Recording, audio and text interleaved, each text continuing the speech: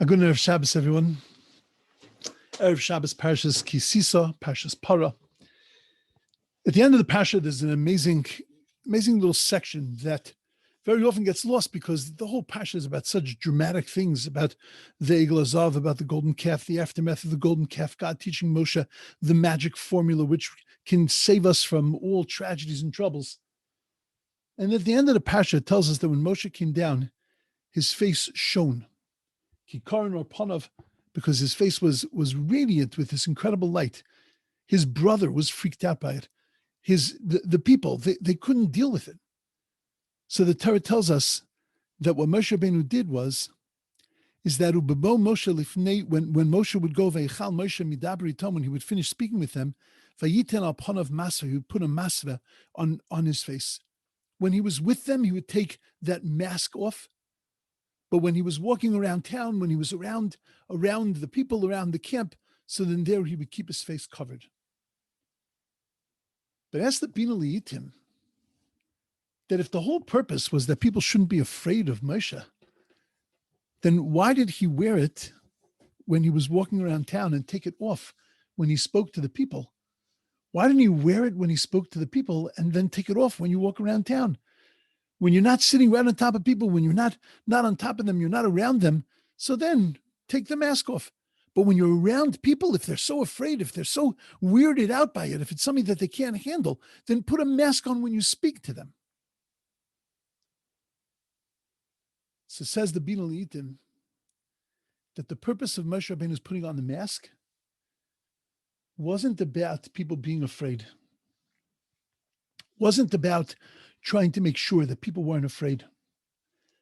The reason why he covered up was so that people wouldn't get used to seeing the Shekhinah and treat it as chol. Sitting there day in and day out watching Moshe Rabeinu and seeing Kikaron or Panav and seeing that shine that came from him, eventually it would just be Moshe's complexion. It would just be the thing that Moshe was. He had this funny look about him. But it would no longer give them this buzz. It would no longer lift them up and do for them what it could do. And therefore, when it wasn't about Torah, when it wasn't about learning, then Moshe Rabeinu kept it covered. But when it was about Torah and it was about learning, so then there, Moshe Rabeinu uncovered it.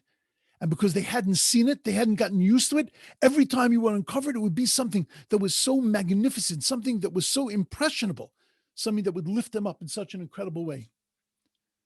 You know, we know that every single day a voice comes from heaven. Hashamayim misaprim kvod elu masi yodav magid l'rakia. Yoim liyoim yabia omer. Every single day after day after day. V'layla l'layli chavadas. There's this great voice, this great sound, this great song that emanates from the world. Ein omer v'ein dvarim b'li nishma kolam. There are no words. It's not audible. It touches our soul. But why don't we hear it? Why don't we hear that incredible song? Because it comes every day. And when things come every day, it becomes challenging for them to remain fresh and special and unique. Moshe's cheshbon in covering the face was to make sure that it stayed unique. Moshe Rabeinu understood what the Sforno teaches us about the neshama, about the soul. The Sforno teaches that the soul permeates the entire body, but it can't be detected equally everywhere. Elbows, knees, it's difficult to see the Shekhinah. But when you look at the face of a person, so then there you see and perceive the presence of the neshama, the presence of the soul. And that's what Moshe was trying to preserve. He was trying to preserve the luster and the shine of the Shekhinah.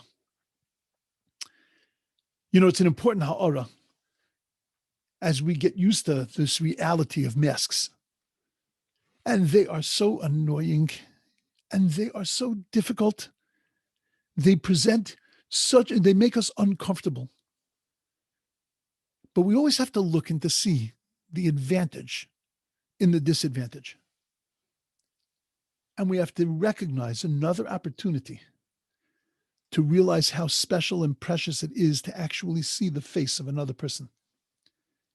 And as we catch glimpses of other faces, we should be grateful that we're catching a glimpse of the Shekhinah, of the divine presence. Everybody should have a beautiful, wonderful, amazing Shabbos. And then when you get that chance to see the glimpse, to see that face of another person, don't take it for granted. Recognize that you're looking and seeing the shine of the Shekhinah, of the divine presence that's emanating from that person. Have a wonderful Shabbos.